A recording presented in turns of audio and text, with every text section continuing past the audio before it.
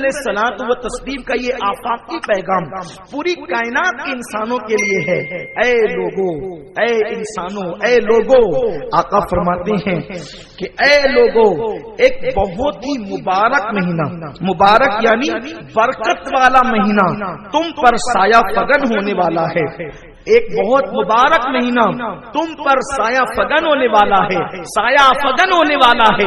تم پر چھتر اپنے سائے کو دراز کرنے والا ہے، تم پر اپنی برکتوں کو پھیلانے والا ہے. اور پھر ارشاد فرمایا اس میں ایک رات ایسی ہے جو 1000 مہینوں سے بہتر ہے، یعنی شب قدر 1000 مہینوں سے بہتر. اب اس میں اپنا فائدہ کیا ہے؟ جو رات 1000 مہینوں سے بہتر ہے، اگر ہم اس رات میں رات بھر عبادت کر لیں تو اور لوگوں نے 80 سال میں جو عبادت کی ہے، یعنی اور لوگوں نے 80 سال تک جو عبادت کی ہے، ان کو جو ثواب ملا ہے اس سے زیادہ ثواب شب قدر میں عبادت کرنے والے کو ملتا ہے. اس لیے کہ یہ 1000 مہینوں سے افضل ہے. میرے آقا صلی اللہ علیہ وسلم کے دیوانوں، اور شب قدر کب ہوتی ہے؟ یا تو 21 کو ہوتی ہے، یا تو 23 کو ہوتی ہے، یا تو 25 کو ہوتی ہے، یا تو 27 کو ہوتی ہے، یا تو 29 کو ہوتی ہے. اب اس کو پانے کے لیے بزرگان دین بلکہ آقا کریم صلی اللہ علیہ وسلم خود بھی جو ہے اعتکاف فرمایا کرتے تھے. آقا کریم 10 دن کا اعتکاف کرتے تھے، اور اخیر عمر میں جو ظاہری آخری سال تھا تو اس دن آقا علیہ السلام نے 20 روز کا اعتکاف فرمایا. اللہ اکبر. میرے آقا صلی اللہ علیہ وسلم نے اعتکاف صرف اس وقت کو چھوڑا جب فتح مکہ کے لیے جا رہے تھے، کیونکہ 20 رمضان المبارک کو مکہ فتح ہوا تو حضور علیہ السلام اعتکاف نہ کر سکے. تو اس کے دوسرے والے سال آقا کریم صلی اللہ علیہ وسلم نے 20 دن کا اعتکاف فرمایا. یعنی اگر آپ اعتکاف کر لیتے ہیں اور ان تاک راتوں میں رات بھر عبادت کر لیتے ہیں تو آپ کے نامہ اعمال میں 80 سال سے زیادہ کی عبادت لکھ دی جائے گی. اس کی بڑی برکتیں کبھی وقت ہوگا انشاءاللہ تو ہم شب قدر میں اس کا تذکرہ کریں گے. تو یہ ایک رات 1000 مہینوں سے افضل ہے. اور اعتکاف ماشاءاللہ ہمارے مرکز پر ابھی سے آپ ذہن بنا لیں، ابھی سے آپ نیت کر لیں کہ اپنے مرکز پر جو 10 روز کا اعتکاف ہوتا ہے، اگر اس اعتکاف میں آپ شریک ہو جاتے ہیں تو اس اعتکاف کی بڑی برکتیں ہیں. ابھی سے ذہن بنا کر کے چلیں، کیونکہ جس نے اعتکاف کیا سنت اعتکاف 10 دن کا مسجد کے اندر، اللہ اس کو 2 حج اور 2 عمرے کا ثواب عطا فرماتا ہے. اور اس کے بعد راتوں کی عبادت الگ، بھرپور عبادت کرنے کا، جس کو کہتے ہیں نا پیٹ بھر کی عبادت کرنے کا موقع ملتا ہے. تو ہاں آپ اس کے لیے اپنے آپ کو ابھی سے ذہنی طور پہ تیار کر لیں.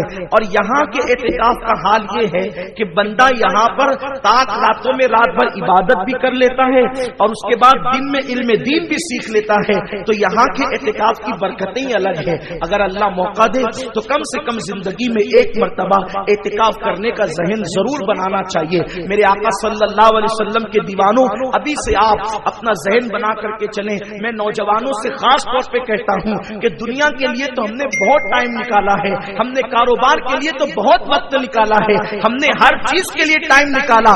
اللہ کے لیے 10 دن نکالیے، اللہ کے لیے 10 دن دیجیے اور اللہ کے گھر میں آ کر کے بیٹھ جائیے.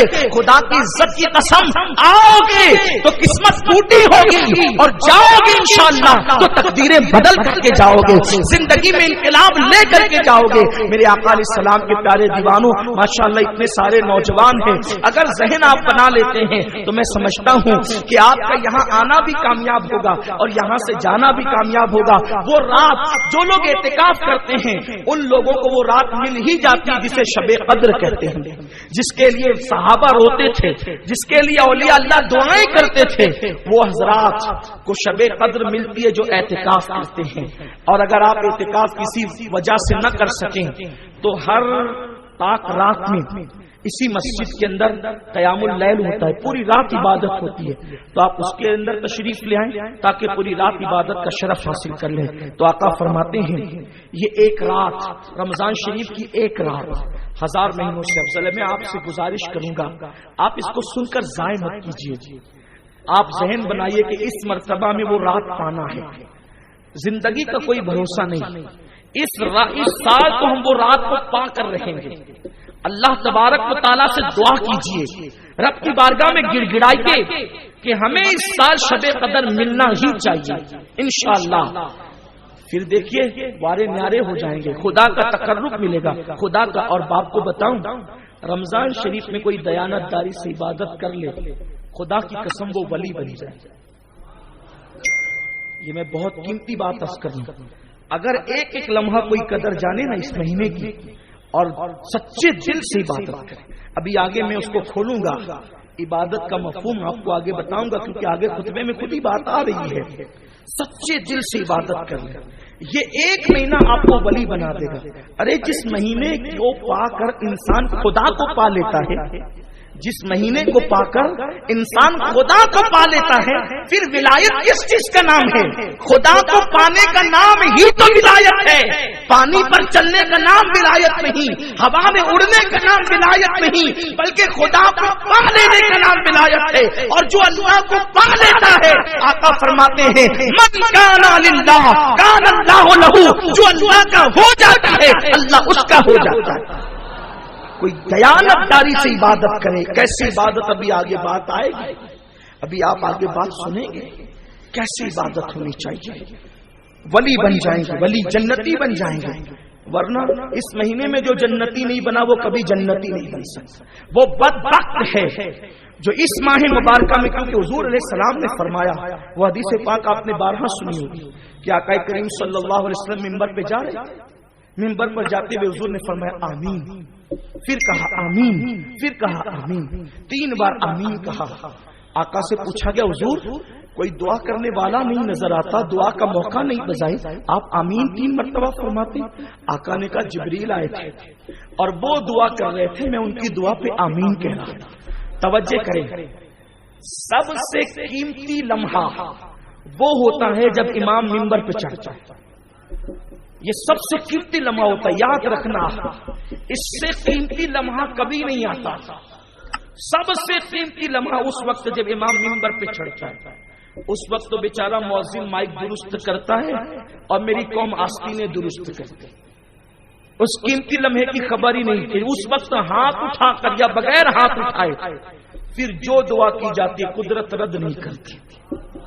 پتہ ہی نہیں ہے لوگوں کو. معلوم کتنی بھولی یہ قوم ہے، ادھر ادھر مانگتے پھرتے ہیں، اور جب قدرت کے پاس مانگنے کا وقت آتا ہے تو وقت ضائع کرتے ہیں. کچھ لوگ تو بیچارے انتظار میں باہر کھڑے ہوتے ہیں کہ جلدی سے امام صاحب نماز شروع کریں تو ہم اخبار بچھا کر کے جلدی سے کھلے سر یا رومال باندھ کر نماز پڑھیں. دور سے دیکھنے والوں کو ایسا لگے کہ جیسے یہاں میت ہو گئی، اسی لیے بیچارے رومال باندھ کر کے کھڑے ہیں اور 2 رکعت پڑھنے کے لیے آئے اسلام پر احسان کرنے کے لیے. یہ حال ہے میری قوم کا.